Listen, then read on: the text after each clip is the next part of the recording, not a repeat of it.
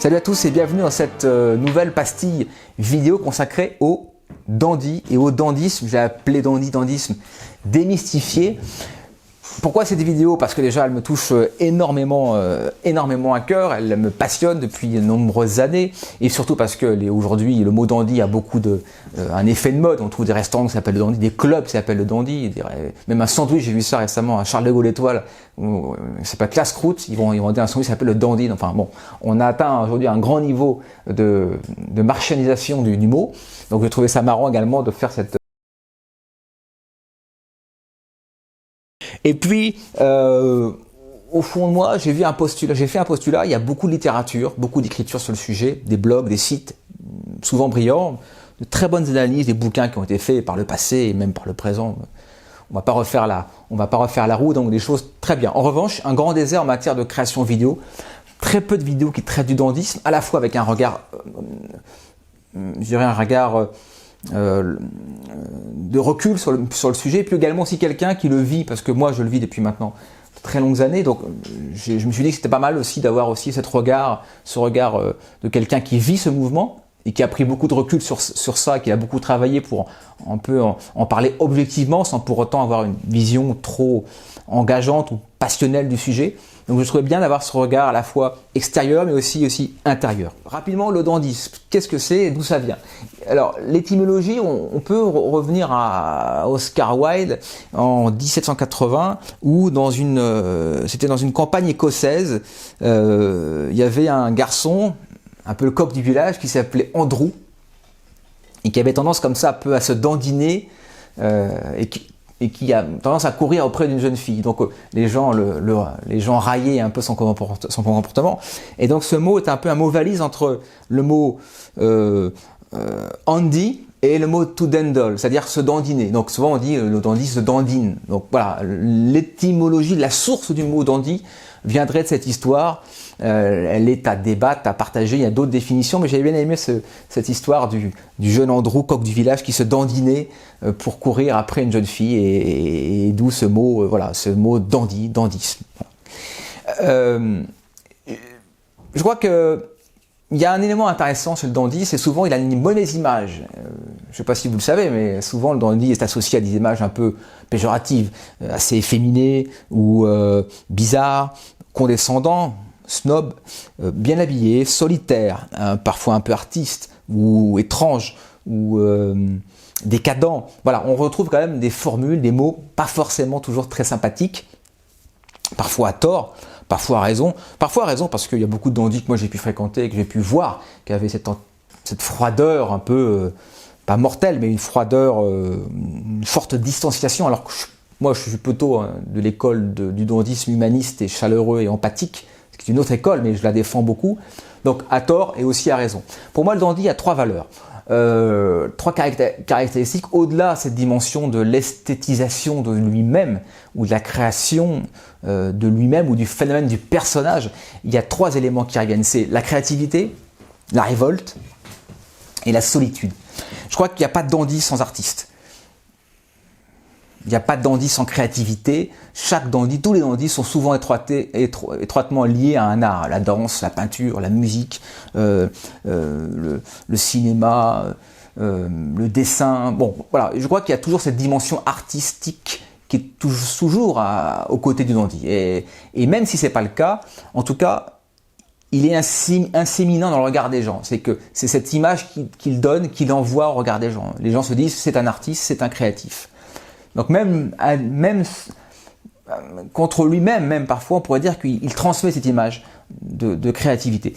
Et voilà une image d'un dandy que j'aime beaucoup, qui a mal fini, et qui pour moi symbolise le dandy. Vous allez voir, c'est une surprise, on n'est pas loin, on n'est pas dans le dandy du dandy en 3 pièces cravate, chapeau melon et canne.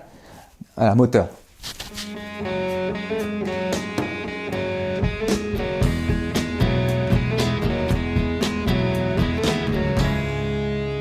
We passed upon the stair, spoken walls and when, although I wasn't there.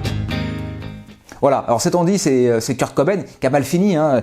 Kurt Cobain, qui a fini sa vie avec une balle dans la tête, qui disait « il vaut mieux brûler franchement qu'à petit feu ». Bon, triste fin, mais un mec génial, pilier de la scène de grunge dans les années 90, mort à 27 ans, c'est vrai. Mais à Seattle, c'était quand même quelqu'un qui était respecté, reconnu pour sa talent d'innovation. Le dandy est souvent quelqu'un qui innove, qui souvent a de l'avance sur son époque, parfois à tort. Mais Kurt Cobain était un mec extrêmement brillant, un peu détraqué, habillé en jean dégueulasse et en Clark. Vous voyez, on n'est pas dans le dandy qui se dandine comme Andrew.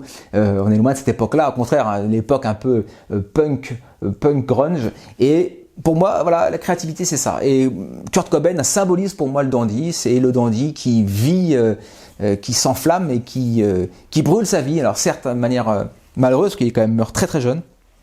Mais il est un musicien de génie et qui symbolise pour moi la créativité. Et puis, il y a un autre élément important chez le dandy, c'est la révolte. Je crois que il y a justement Camus qui avait beaucoup travaillé sur le dandysme, il s'appelle L'homme révolté, qui a écrit un passage que je vais donc vous lire maintenant, qui est vraiment que j'aime beaucoup, et qui dit voilà, le dandy est par fonction un oppositionnel. Il ne se maintient que dans le défi. D'ailleurs, j'ai été danseur hip-hop. Je me demande pourquoi j'étais danseur hip-hop, parce que dans le hip-hop, vous savez qu'il y a la notion de défi est extrêmement présente en danse dans les rondes. Peut-être que j'ai une explication à l'instant devant vous. Donc peut-être que le défi m'a fasciné, m'a plu, m'a séduit, et c'est peut-être pour ça que je suis rentré dans le monde du hip-hop pendant 8 ans. Dissipé en tant que personne, privé de règles, c'est vrai que le dandy n'a pas beaucoup de règles. C'est quelqu'un qui n'a pas fait un pacte avec le créateur de soumission, donc c'est quelqu'un qui est privé souvent de règles. Il sera cohérent en tant que personnage. C'est vrai que souvent on dit que dans le dandy, quelqu'un un peu de personnage, quelqu'un qui est derrière une sorte de masque pour se protéger. La vie souvent est pour lui une manière de se protéger. Et le personnage qui suppose un public. Les autres sont donc le miroir. Et c'est vrai que le miroir, en tout cas chez le dandy, est un élément important. L'homme dandy a souvent tendance à regarder les gens, à vérifier sa présence un peu comme un marqueur, non pas pour séduire, mais pour valider et pour vérifier son existence. Et puis sa vocation est dans la singularité, son perfectionnement dans la surenchère. Et toujours en rupture, en marge, le marginal. Baudelaire disait le marginal sublime, donc la marginalité. Il joue sa vie à défaut de la vivre. Ça, c'est terrible.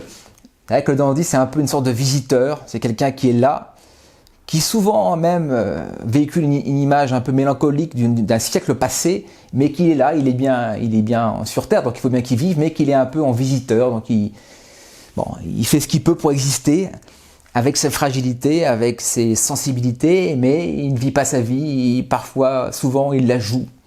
Donc cette dimension ludique est extrêmement présente chez le dandy.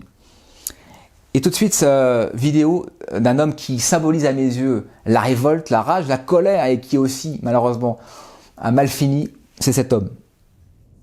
Est-ce que vous diriez que vous êtes un homme dangereux? Dangereux. Peut-être, ouais. Tu pars en toupie. Lâchez, Mesrine. Comment pensez-vous que vous allez vieillir? Je crois pas que je vieillirai beaucoup. Au moins, je connais déjà la fin. Voilà, alors il s'agit de, vous connaissez Jack Mesrine, ancien grand gangster, délinquant, assassin, parce qu'il a quand même revendiqué plus de 32 assassinats, notamment en Algérie, lorsqu'il était en Algérie. Il est mort à 42 ans, on s'en rappelle, il a été tué par le commissaire Broussard, la BRI, à Porte de Guyancourt, j'y étais pas. Mais voilà, Mesrine, c'était pour moi l'incarnation de la révolte. Je filme très bien joué en plus par Vincent Cassel. La révolte parce que déjà c'est quelqu'un qui était à la limite de l'anarchisme pratiquement, donc c'est quelqu'un qui savait qu'il était même quasiment condamné, qu'il n'allait pas vivre très très longtemps. C'est quelqu'un même qui, dans ce message de révolte, voulait faire fermer les QHS, donc les maisons de haute sécurité, et puis il avait même fait une sorte de défi à Alain Peyrefitte, qui était le garde des Sceaux de l'époque. Donc Jacques Legrand, c'était Jacques Mesrine. Voilà, personnage en couleur, tapez sous Google Mesrine dandy, vous verrez qu'il est souvent étroitement lié à ces deux mots. Donc voilà, quelqu'un qui a brûlé sa vie et un personnage en couleur, marginal, révolté, créatif, parce que pour s'évader de prison, faut quand même pouvoir avoir un peu d'idées, un peu d'imagination et de force de séduction.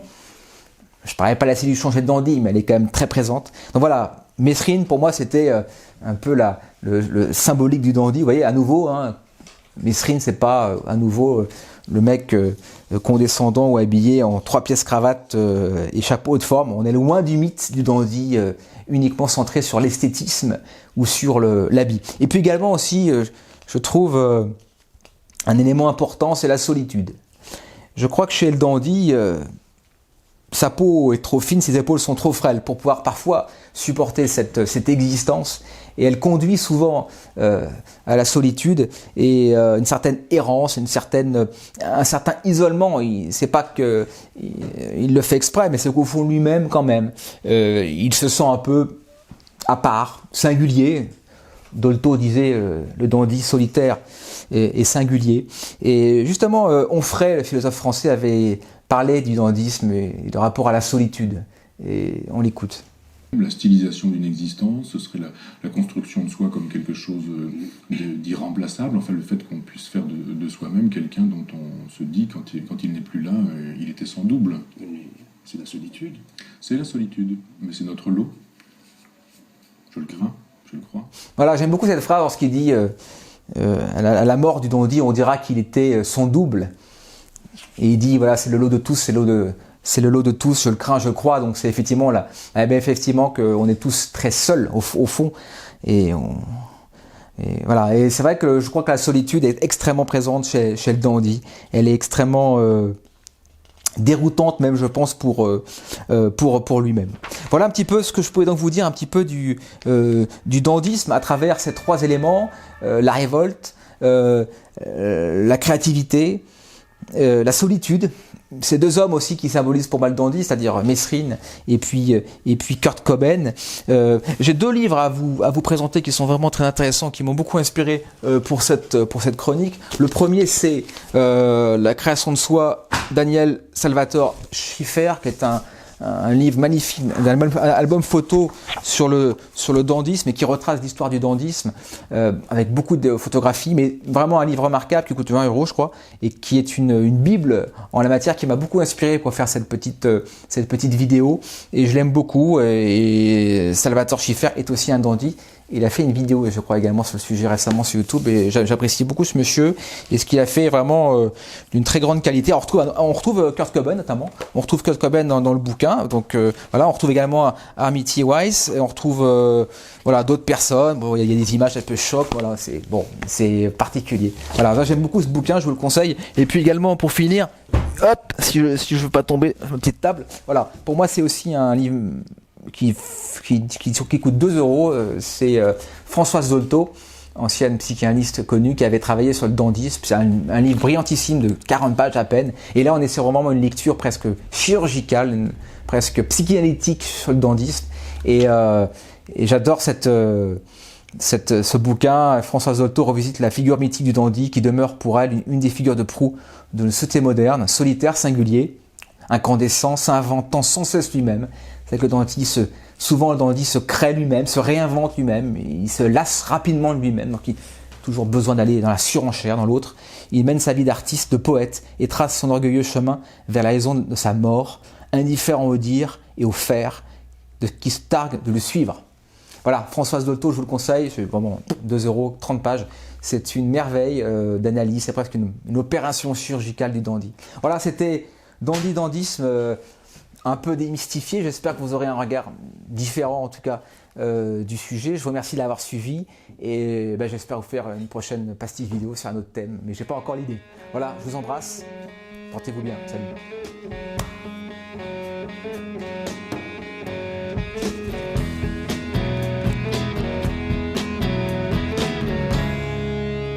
We passed upon the stair, spoken walls and